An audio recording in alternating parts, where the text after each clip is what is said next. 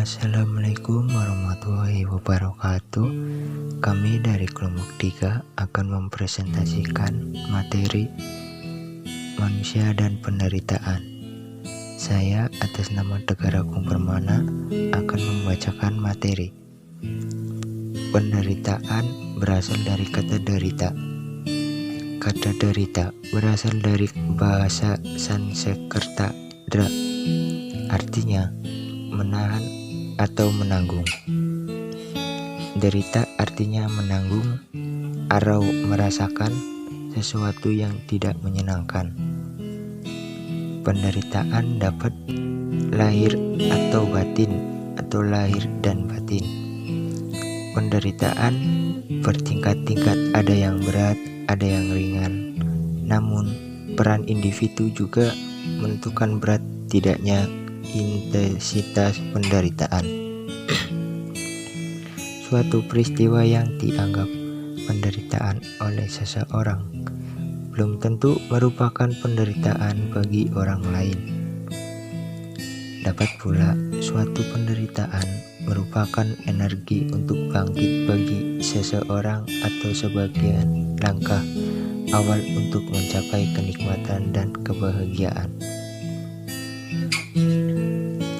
Siksaan. Siksaan dapat diartikan sebagai siksaan badan atau jasmani.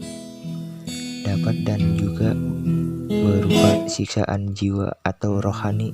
Akibat siksaan yang dialami seseorang timbullah penderitaan. Siksaan yang bersifat psikis, misalnya keseimbangan, kesepian, dan ketakutan.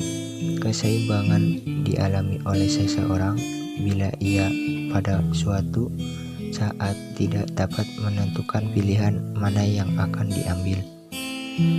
Misalnya, pada suatu saat apakah seseorang yang bimbang itu pergi atau tidak, siapakah kawannya yang akan dijadikan pacar tetapnya. Tetapi bagi orang yang kuat berpikirnya, ia akan cepat mengambil suatu keputusan sehingga keseimbangan akan cepat dapat diatasi. Kesepian dialami oleh seseorang merupakan rasa sepi dalam dirinya atau jiwanya.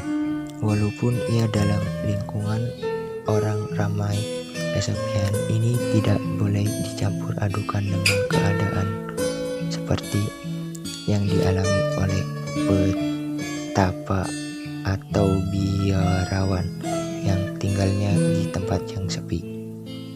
Ketakutan merupakan bentuk lain yang dapat menyebabkan seseorang mengalami siksaan batin.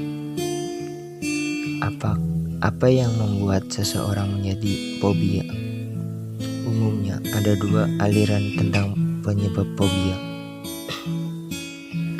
Ahli-ahli ilmu jiwa cenderung berpendapat bahwa fobia adalah suatu gejala dari suatu problema psikologis yang harus ditemukan, dihadapi dan ditaklukkan sebelum fobia akan hilang. Sebaiknya ahli-ahli yang merawat tingkah laku percaya bahwa suatu fobia adalah problemnya dan tidak perlu menemukan sebab-sebabnya supaya mendapatkan perawatan dan pengobatan. Kekalutan mental. Penderitaan kekuatan mental dalam ilmu psikologi dikenal sebagai kekalutan mental. Secara lebih sederhana, kekalutan mental dapat dirumuskan sebagai gangguan kejiwaan akibat ketidakkemampuan seseorang menghadapi persoalan yang harus diatasi sehingga yang bersangkutan bertingkah secara kurang wajar. Gejala-gejala kekalutan mental. Pada jasmani, merasakan pusing, sesak nafas, demam, nyeri pada lambung. Pada kejiwaannya seperti rasa cemas, ketakutan, patah hati, cemburu, dan mudah marah.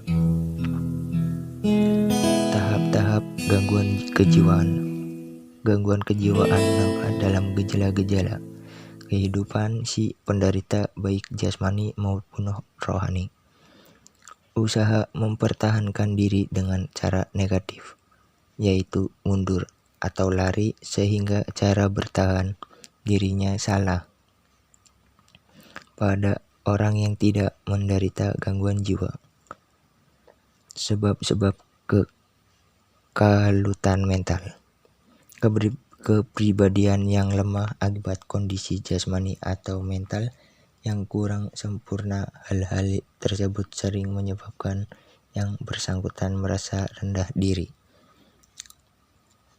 yang secara berangsur-angsur akan menyudutkan kedudukan dan menghancurkan mentalnya.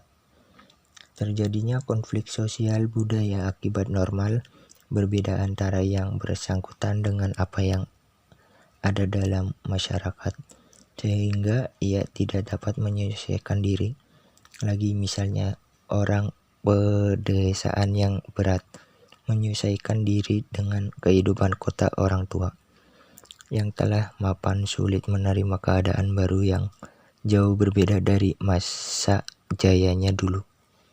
Jaya pematangan batin yang salah dengan memberikan reaksi yang berlebihan terhadap kehidupan sosial.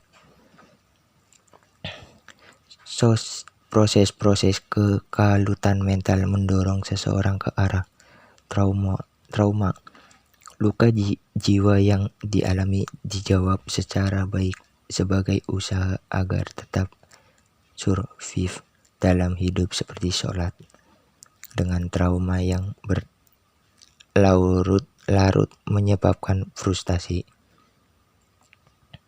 penderitaan, dan perjuangan. Seperti manusia pastinya mengalami penderitaan baik berat ataupun ringan. Penderitaan adalah sebagian kehidupan manusia yang bersifat kodrati. Karena itu, terserah kepada manusia itu tersendiri untuk usaha mengurangi penderitaan itu semaksimal mungkin. Mungkin bahkan menghindari atau menghilangkan sama sekali. Hal ini membuat manusia itu kreatif, baik bagi penderita sendiri maupun bagi orang lain yang melihat atau mengamati penderitaan. Penderitaan dikatakan sebagai kodrat manusia, artinya sudah menjadi konsekuensi manusia hidup, bahwa manusia hidup ditakdirkan bukan hanya untuk bahagia, melainkan juga menderita. Karena itu, manusia hidup tidak boleh pesimis yang menganggap hidup sebagai rangkaian penderitaan. Manusia harus optimis, ia berusaha mengatasi kesulitan hidup.